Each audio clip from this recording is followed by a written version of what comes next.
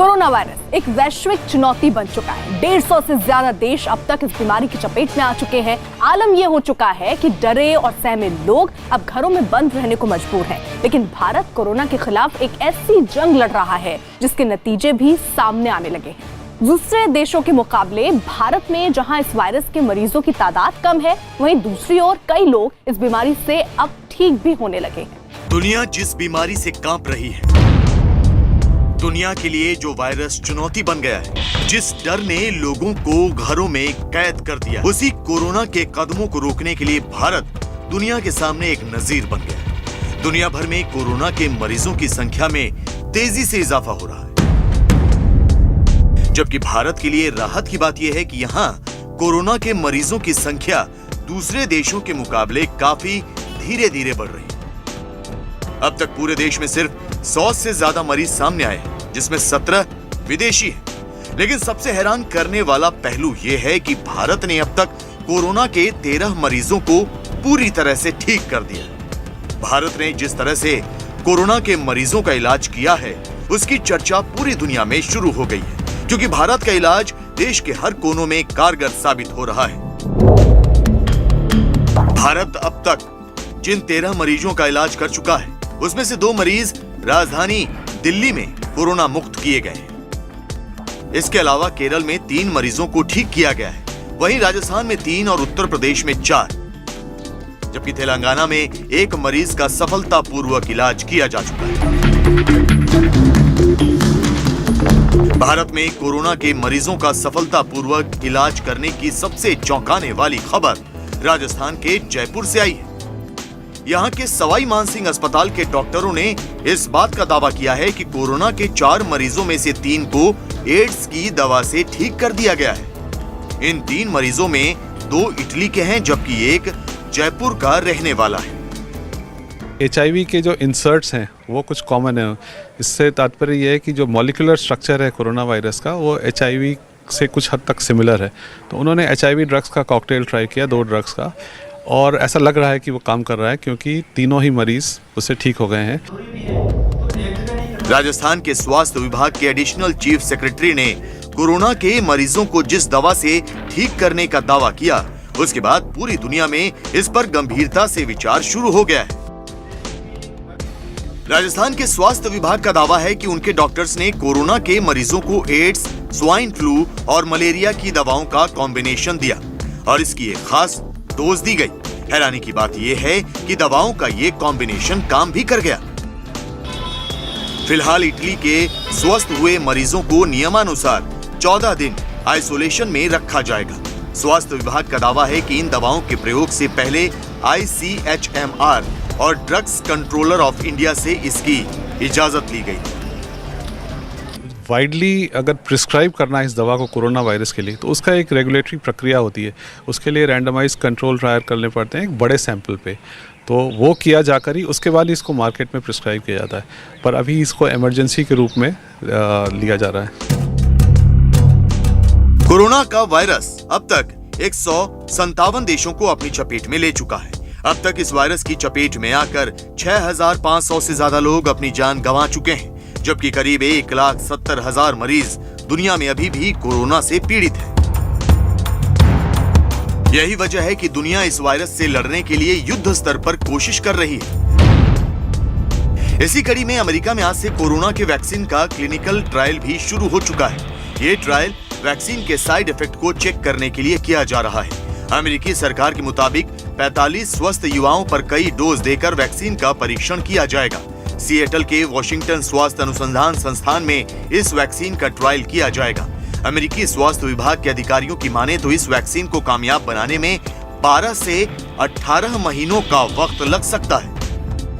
इतना ही नहीं, स्वास्थ्य विभाग का यह भी दावा है कि जिन युवाओं पर इस वैक्सीन को टेस्ट किया जा रहा है, उन्हें कोरोना के संक्रमण का कोई खतरा नहीं है। इससे पहले प्रधानमंत्री नरेंद्र मोदी सार्क देशों के साथ वीडियो कॉन्फ्रेंसिंग करके कोरोना के खिलाफ जंग छेड़ चुके हैं। पीएम मोदी की इस वैश्विक अपील का असर ये हुआ कि दुनिया भर के तमाम देश कोरोना के खिलाफ भारत की इस अपील का जहां स्वागत कर रहे हैं, वहीं भारत एक बार फिर इस महामारी के बीच एक ऐसी ताकत बनकर उभरा है जिसकी चर्चा पूरी दुनिया में हो रही है। इतना ही नहीं, भारत के अलग अलग शहरों में कोरोना वायरस को लेकर एक बड़ा अभियान छेड़ा जा चुका है। दिल्ली के सीएम अरविंद केजरीवाल ने एक बार फिर कोरोना वायरस को लेकर दिशा निर्देश जारी किए हैं। सरकार के निर्देशों पर school, college, gym, night club और स्विमिंग पूल जैसी जगहों को 31 मार्च तक के लिए बंद कर दिया गया है। जिम, नाइट क्लब्स, स्पाज, इनको भी 31 मार्च तक बंद करने के ऑर्डर्स दिए जा रहे हैं। और दूसरी जो भी गैदरिंग्स हैं, अदर गैदरिंग्स, 50 से ज़्यादा गैदरिंग्स, चाहे religious, social, family, political, cultural, ऐसे कोई भी गैदरिंग अलाउ नहीं की जाएगी 50 से ज़्यादा। दिल्ली सरकार के निर्देशों पर ही किसी भी जगह 50 से ज्यादा लोगों के जमा होने की मनाही है, जबकि सीएम ने इस बात की भी अपील लोगों से की है कि अगर मामला शादी का है तो संभव हो सके तो तारीख टाल दे। इतना ही नहीं, सीएम अरविंद केजरीवाल ने अपने आसपास साफ सफाई रखने की भी खास हिदायत दी है। हैंड सैनिटाइजर्स जहाँ जहाँ, जैसे मान लीजिए किसी बिल्डिंग है, सिक्योरिटी गार्ड है, तो सिक्योरिटी गार्ड के ऊपर पास हैंड सैनिटाइजर्स रख देंगे, तो जो भी बिल्डिंग में जाता है और बिल्डिंग से बाहर निकलता है वो अपने हाथ सैनिटाइज करके निकले। इस तरह से जहाँ जहाँ ज़्यादा से ज़्यादा जगहों पे, पब्लिक प्लेसेस पे हैंड सैनिटाइजर्स रखे जा सकते हैं, वहाँ पे हैंड सैनिटाइजर्स रखे जाएंगे। इतना ही नहीं, कोरोना वायरस की ही वजह से अब दिल्ली सरकार जनता संवाद भी बंद करने जा रही है। कोरोना वायरस की वजह से मुख्यमंत्री अरविंद केजरीवाल के घर पर लगने वाला जनता संवाद कल से बंद हो रहा है। इसी तरह का एक नोटिस मुख्यमंत्री अरविंद केजरीवाल के आवास पर लगाया गया है। सिविल लाइन में मुख्यमंत्री का आवास है। यहाँ पर जो नोटिस है उस पर जो लिखा है वो आपको बताते हैं।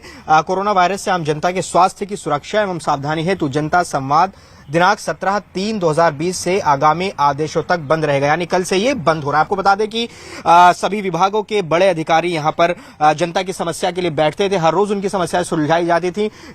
ये जो लगता था, इसकी टाइमिंग है सोमवार से शुक्रवार सुबह 9:30 से 11:30 बजे तक 2 घंटे के लिए हर रोज ये लगाया जाता था। तो ये अब कल से बंद हो रहा है।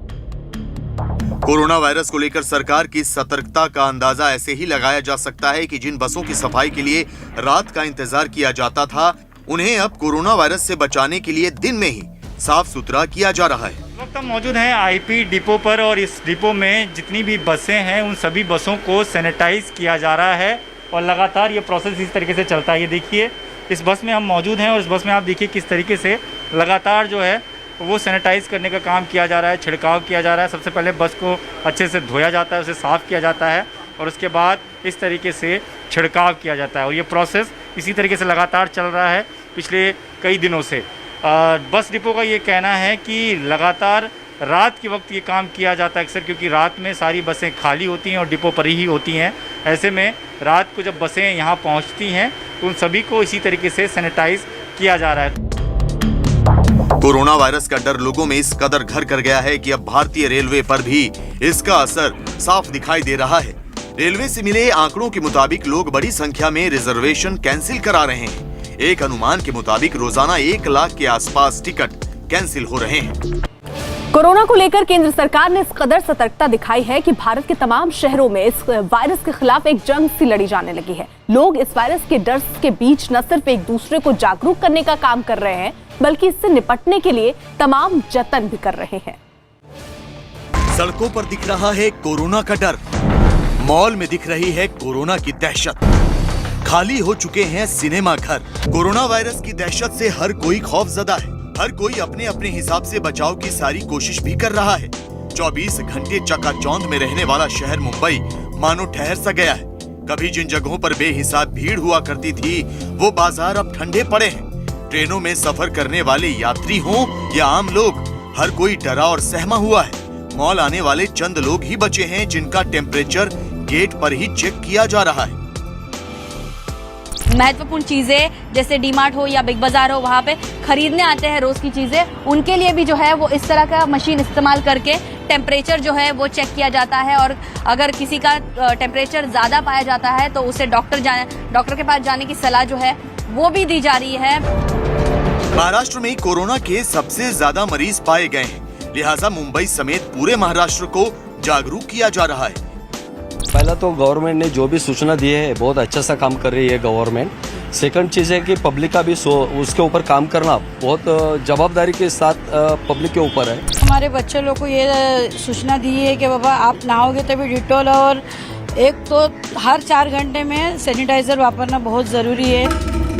मुंबई में रोजाना 3000 लोकल ट्रेन दौड़ती हैं, जिन पर 80 से 90 लाख यात्री रोजाना सफर तय करते हैं। इसलिए प्रशासन लगातार ट्रेनों को सैनिटाइज करने का काम कर रहा है।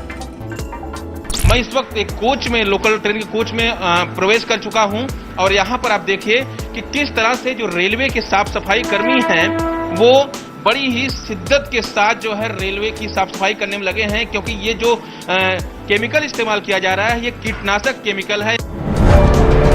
कोलकाता में भी कोरोना का कहर देखने को मिल रहा है। यहाँ के सरकारी बस डिपो पर बसों को सैनिटाइज करने का काम किया जा रहा है। सभी जो कर्मचारी हैं मास्क पहनकर ही काम कर रहे हैं। हाँ, सब हम लोग इंस्ट्रक्शन है गवर्नमेंट का, हम लोग मास्क पहन के ही हम लोग ड्यूटी करते हैं, ड्यूटी आवर्स में रहते हैं। जो ड्राइवर कंडक्टर सभी मास्क पहनते हैं? हाँ, सभी पहनते हैं और जितने भी बस है सब में स्प्रे करने का हम लोग को ऑर्डर मिला है, सब स्प्रे कराते हैं। स्प्रे कराने के बाद ही हम लोग छोड़ते हैं गाड़ी को।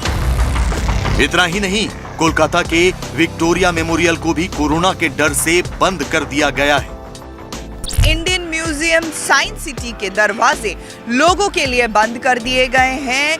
मैं इस समय विक्टोरिया मेमोरियल पे हूँ, जहाँ पर विदेशी सैलानी भारी संख्या में आते हैं और यहाँ पर फिलहाल जो मेन बिल्डिंग है उसके दरवाजे लोगों के लिए बंद कर दिए गए हैं। जो यहाँ पर म्यूजियम है, संग्रहालय, वहाँ पर लोग नहीं जा पा रहे हैं।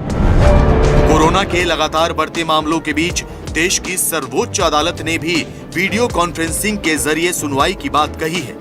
कोर्ट के मुताबिक वैसे तो इसकी तैयारी कई महीनों से की जा रही थी, लेकिन अब कोरोना वायरस के चलते इसे जल्द किया जाएगा। खास तौर पे जस्टिस चंद्रचूड़ ने, जो कि एक कमेटी बनी है उसके हेड हैं, उन्होंने ये कहा है कि लोगों को पैनिक करने की ज़रूरत नहीं है, लेकिन हाँ सावधानियां बरतने की ज़रूरत है। और सुप्रीम कोर्ट अब ये भी देख रहा है कि किस तरह से वीडियो कॉन्फ्रेंसिंग के ज़रिए अगर सुनवाई हो सकती है तो उसकी भी कोशिश की जा रही है। कोरोना की वजह से करतारपुर कॉरिडोर को भी बंद कर दिया गया है। केंद्र सरकार की तरफ से अगले आदेश तक श्रद्धालु डेरा बाबा नानक के दर्शन नहीं कर सकेंगे।